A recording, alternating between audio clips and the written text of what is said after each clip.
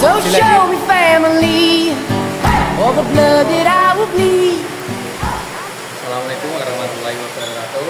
Nama saya Madlan Mabentio. Akun 2 saya akan menceritakan tentang sejarah panjang vektor. Dalam mempelajari sebuah ilmu seringkali kita melupakan siapa sebenarnya yang menuliskan ilmu tersebut. Bahkan kita sering dipertanyakan sebenarnya apa hubungan dari ilmu tersebut bagi kehidupan kita. Begitu juga halnya dengan vektor. Kita sudah layaknya menjadi sosok vektor itu sebenarnya agar kita memahami serta mengetahui kegunaan bagi kehidupan dari ilmu ini. Konsep mengenai vektor dalam fisika memiliki peranan yang sangat penting guna memberikan kejelasan atas fenomena yang sedang dibahas. Dalam mempelajari dasar-dasar fisika terdapat beberapa macam kuantitas kelompok besaran, yaitu besaran vektor dan besaran skalar. Besaran vektor adalah suatu besaran yang mempunyai nilai dan arah, contoh beda gaya kecepatan meja listrik dan seterusnya. Sedangkan besaran skalar adalah suatu besaran yang mempunyai nilai tetapi tidak mempunyai arah, contoh massa, panjang, waktu, suhu, dan seterusnya. Menurut matematika dan fisika, vektor adalah istilah penting yang berhubungan dengan sifat yang dimiliki oleh suatu objek.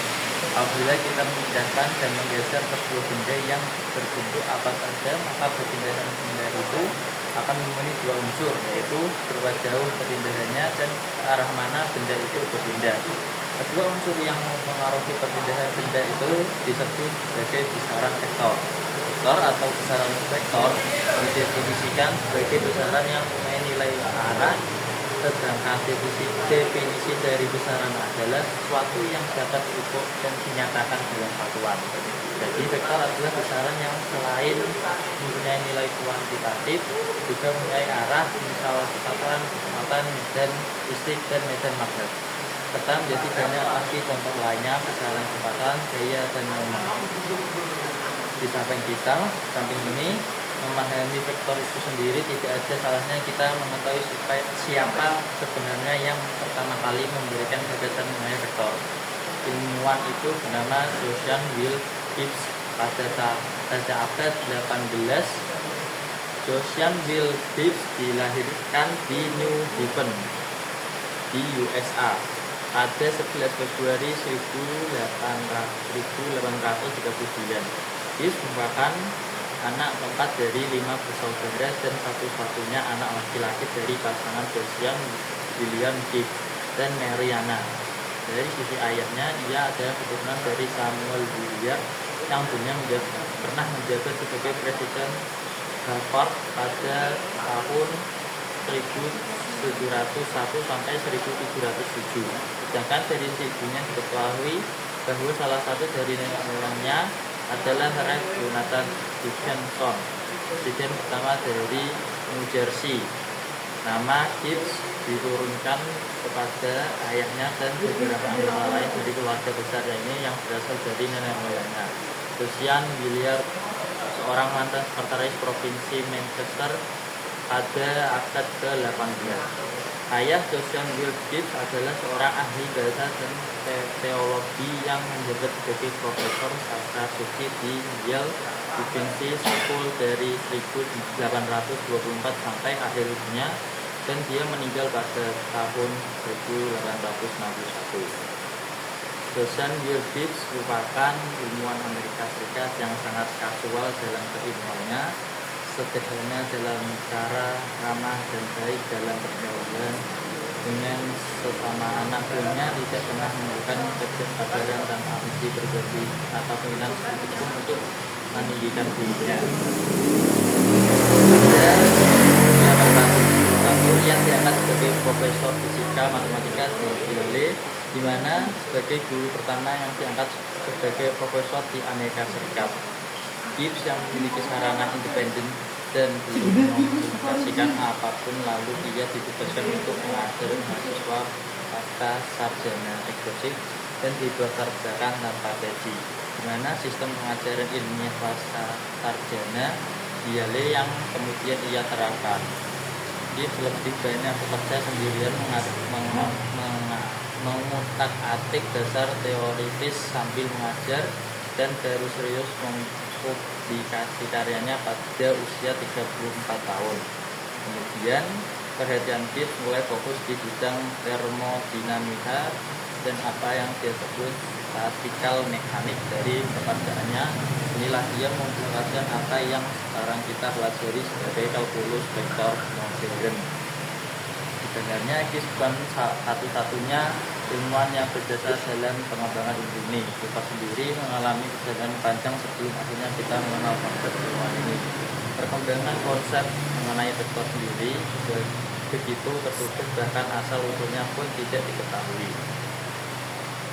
Oke, sekarang giliran saya yang menjelaskan apa itu vektor. Yang sebenarnya Gibbs. Oke, jadi sebenarnya Gibbs bukan satu-satunya ilmuwan yang berjasa dalam pengembangan ilmu ini.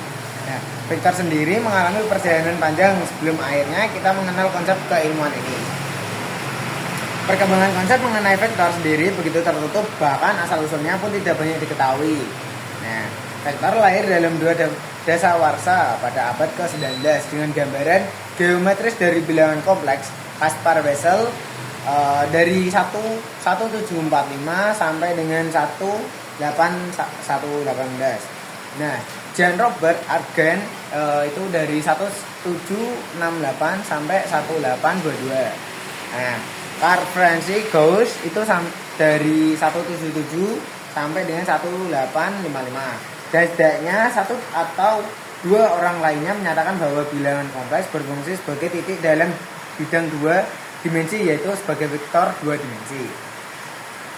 Nah, matematikawan dan ilmuwan bekerja sama lalu menerapkan bilangan-bilangan baru dalam berbagai cara. Misalnya pada 1799 Carl Friedrich Gauss mengungkapkan pentingnya dari bilangan kompleks untuk membuktikan teorema dasar aljabar. Pada 1837 William Roman Hamilton pada 1805 sampai dengan 1865 itu menunjukkan bahwa bilangan kompleks dapat dianggap abstrak sebagai pasangan terurut.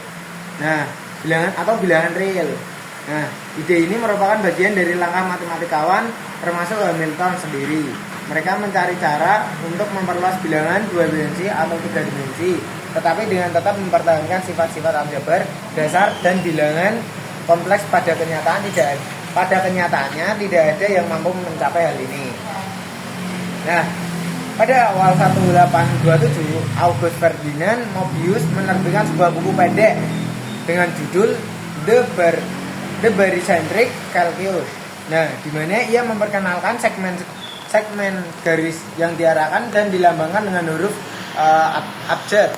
Dalam studinya mengenai pusat gravitasi dan geometri proyektif, Mobius mengembangkan aritmatika segmen garis ini dengan mengarahkan, menambahkan, dan menunjukkan bagaimana untuk melipat gandakan segmen garis aritmatika dengan bilangan real.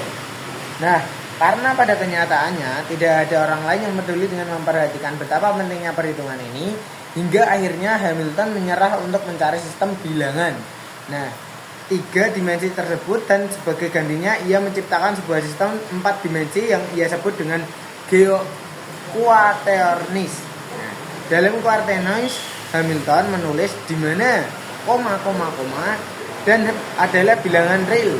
Hamilton menyadari bahwa quaternions miliknya terdiri dari dua bagian yang berbeda.